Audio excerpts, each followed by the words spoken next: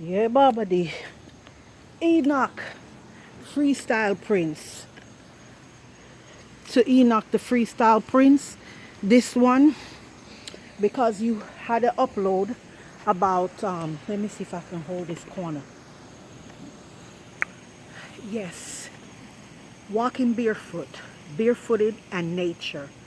I wanted to come and share how when I was in Africa walking on the continent of Africa on that sacred apple of God's eye land.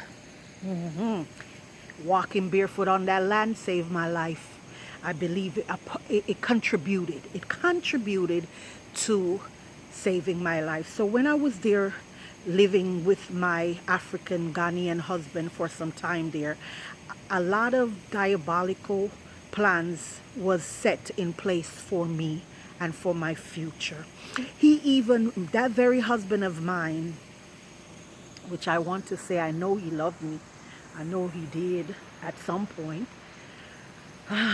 But he even sat back once and said, very arrogantly, he said, more fatigue, more fatigue. He's saying, oh, relax and accept your future, accept your destiny, accept it. I should just relax and accept it. And I'm like, what are you talking about? You know, at the time, yeah, he knew that I knew. And so he was telling me to accept my faith. That's what his word was, accept your faith. Just like that, arrogantly, he's telling me to accept it, accept my faith.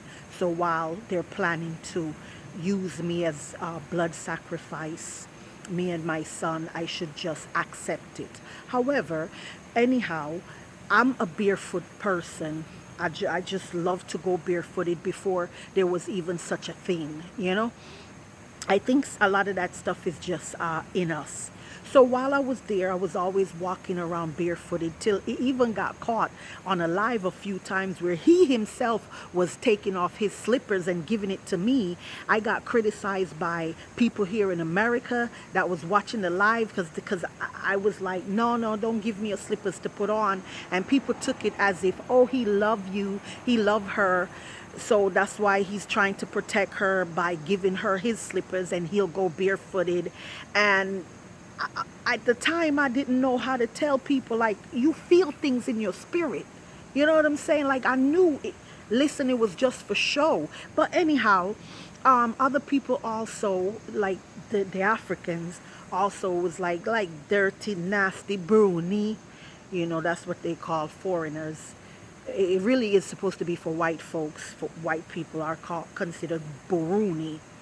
So anyhow, I was like the nasty Bruni because I walked around without no slippers on or no shoes on. I was barefooted and I loved it. I knew I was connecting with the land. I wanted that connection. I know Africa is the apple of God's eye because I know my God.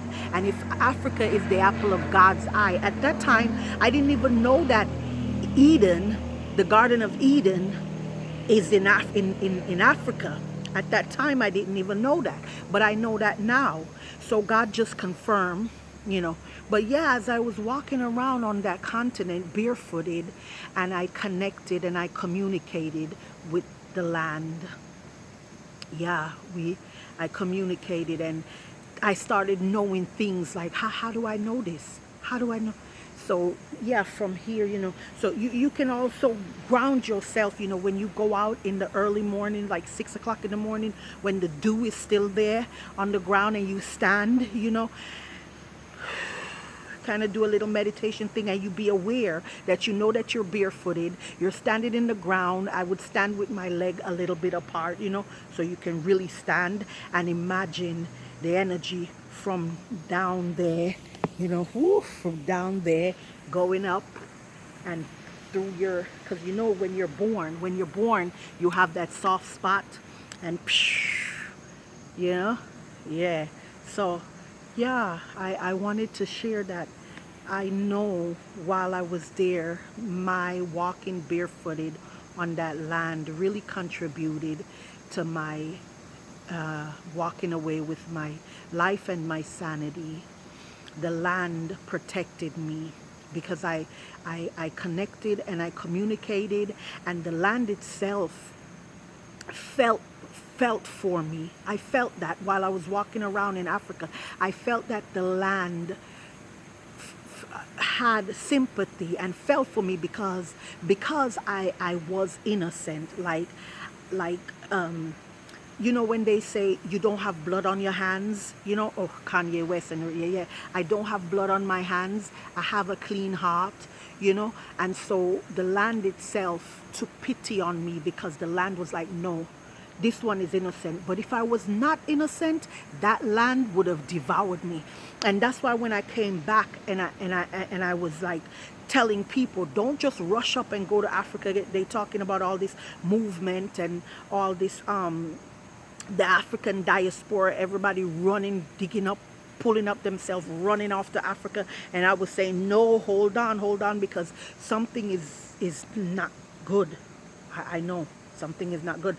But I was saying it mainly because I know that a lot of people do not have clean hands and clean heart, and the land will eat you up. It will devour you. There's a guy right now, his channel is J Locks, and he's also Jamaican like I am, and he went over there to Ghana. He bought land and everything. I think he lived there for like a year. Well, I just want to say this, all I have to really say about my brother J Locks for now. He went to Ghana with a head full of dreadlocks. Beautiful. Some of the most beautiful dreadlocks you could find. Head full, long dreadlocks. And he lived there with just about a year and a half. And now he's back in America. He said he only came to make the money and go back to Africa. Well, he got there with a head full of dreads. And in no time, all his hair was cut off. And now the man a bald head. Now the man a bald head. See, that's what the land would do to you, yo, if you ain't right. If you ain't. The man went, and he himself can't even see. He don't see nothing wrong with that. Samson.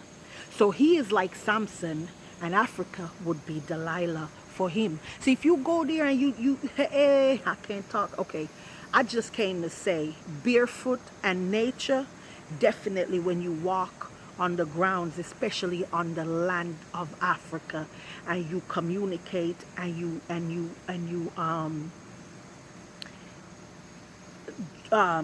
come on now, the word just slipped myself.